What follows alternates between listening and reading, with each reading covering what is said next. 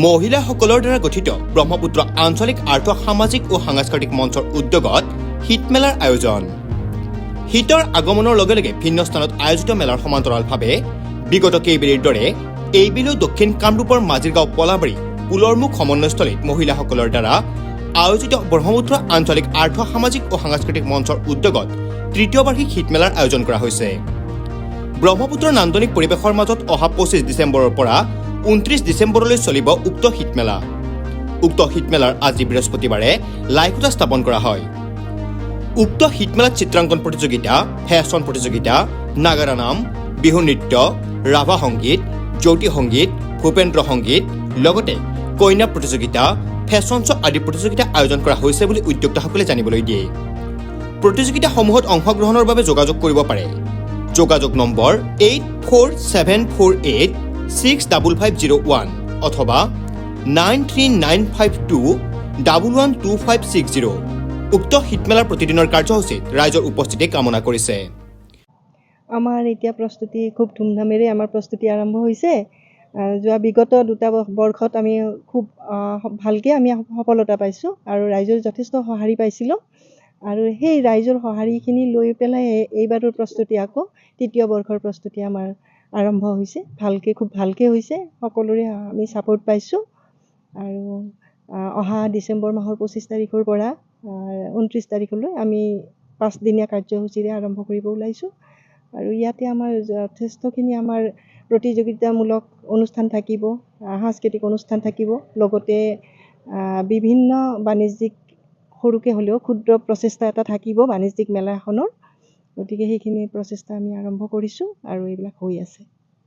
আপোনালোকৰ প্ৰতিযোগিতাৰ আয়োজন কৰিছে, কেনেকুৱা ধৰণৰ প্ৰতিযোগিতা আয়োজন কৰিছে? আমাৰ খেল ধেমালিৰ প্ৰতিযোগিতা থাকিব, বিভিন্ন খেল ধেমালি, সৰু ল'ৰা ছোৱালীৰ খেল ধেমালিসমূহ থাকিব আৰু লগতে আমাৰ ৰাভা সংগীত, জ্যোতি সংগীত আৰু বৰগীত এনেধৰণৰ কিছুমান অনুষ্ঠান থাকিব। সেই সংগীত অনুষ্ঠান প্ৰতিযোগিতাবিলাক তাৰে হ'ব আৰু খেল ধেমালিবিলাকৰো প্ৰতিযোগিতা হ'ব। আধুনিক নৃত্য আছে, বিহু নৃত্য, এনেধৰণৰ বিভিন্ন অনুষ্ঠান থাকিব। আপোনালোকে যোগাযোগ কৰিবৰ কাৰণে আমি আমাৰ বেনাৰসমূহ আৰু বহুত বেনাৰ আমি ইতিমধ্যে আমাৰ হেৰি কৰিছোঁ আৰু লিফলেটসমূহতো আমি প্ৰচাৰ কৰিছোঁ আৰু কণ্টেক্ট নাম্বাৰ আমাৰ বেনাৰসমূহত দিয়া আছে। তেনেকৈয়ে আমাৰ যোগাযোগ কৰিব পাৰিব। এবাৰ কণ্টেক্ট নম্বৰটো কৈ দিব নেকি?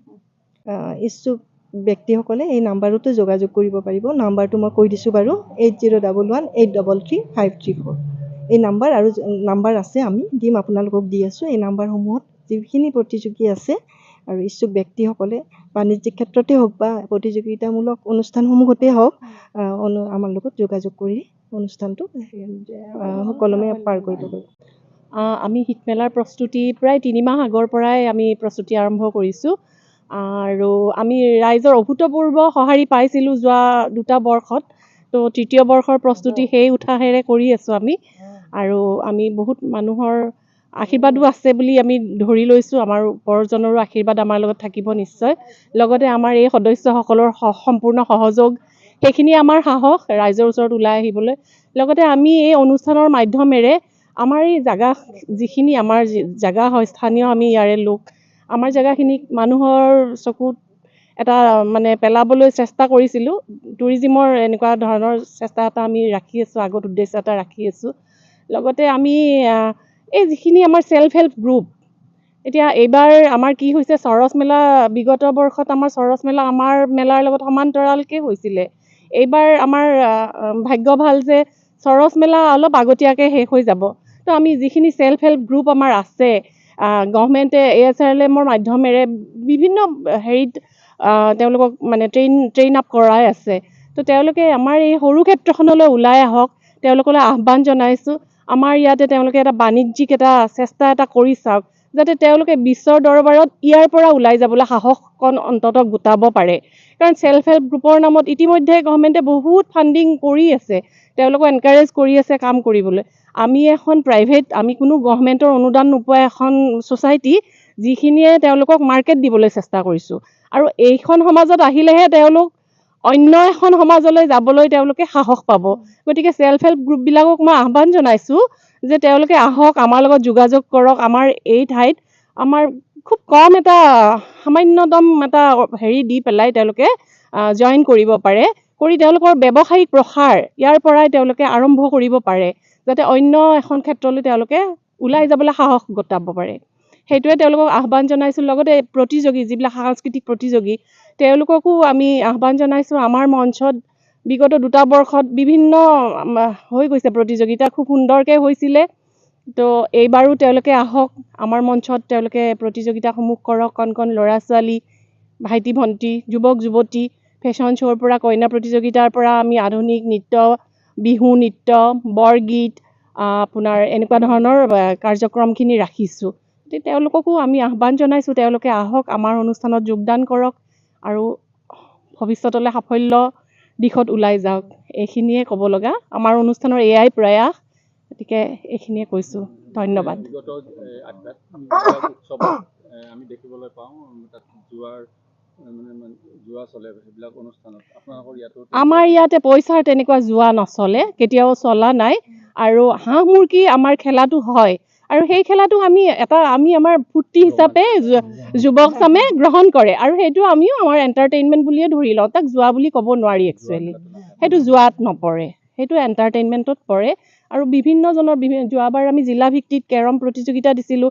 যাৰ ইণ্টাৰেষ্ট য'ত তেওঁলোকে কেৰমত সোমাইছে, যাৰ ইণ্টাৰেষ্ট তাত হাঁহ মুৰ্গী এটা পাওঁ নেকি, 10 টকা এটা খৰচ কৰি বা 20 টকা এটা খৰচ কৰি, সেই মুৰ্গীটো যদি 300 টকা খৰচ কৰিও পাইছে, বিৰাট উৎসাহেৰে লৈ যায়, সেইখিনিয়ে ভাল লগা।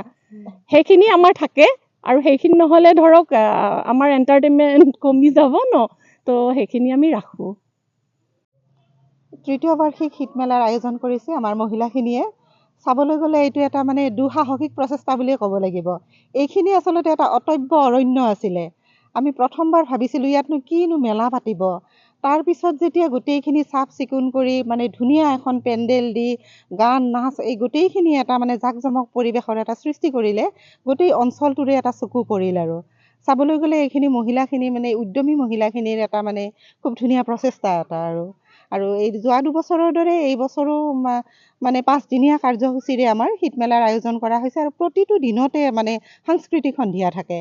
আমাৰ স্থানীয় শিল্পীবিলাকো আহে, গান গায়, আৰু বিভিন্ন প্ৰতিযোগিতা থাকে, আধুনিক নৃত্য, বিহু নৃত্য, ফেশ্বন শ্ব', মানে চাবলগীয়া আৰু এটা আটক ধুনীয়া প্ৰগ্ৰেম হয়। আৰু আচলতে অন্তৰালত এটা উদ্দেশ্য আছে যে আমাৰ আৰ্থ সামাজিক তথা সাংস্কৃতিক গোটেই দিশটোক মানে আগবঢ়াই নিয়াৰ এটা বৃহত্তৰ স্বাৰ্থত এই অনুষ্ঠানটোক মহিলাখিনিয়ে জন্ম দিছে, আৰু যাতে সফলতাৰ দিশেৰে যাব পাৰে আমি তাকেই মানে আশীৰ্বাদ বিচাৰিছোঁ, ৰাইজৰ সহায় সহযোগিতাও বিচাৰিছোঁ। এইখিনিয়ে আৰু নাই, আমাৰ স্থানীয় লোকেই বেছিকৈ অংশগ্ৰহণ কৰে, আৰু কোনোবা এটা মানে উইলিংলি আহিলে আমি গাব দিওঁ, আহে তেনেকুৱা শিল্পী।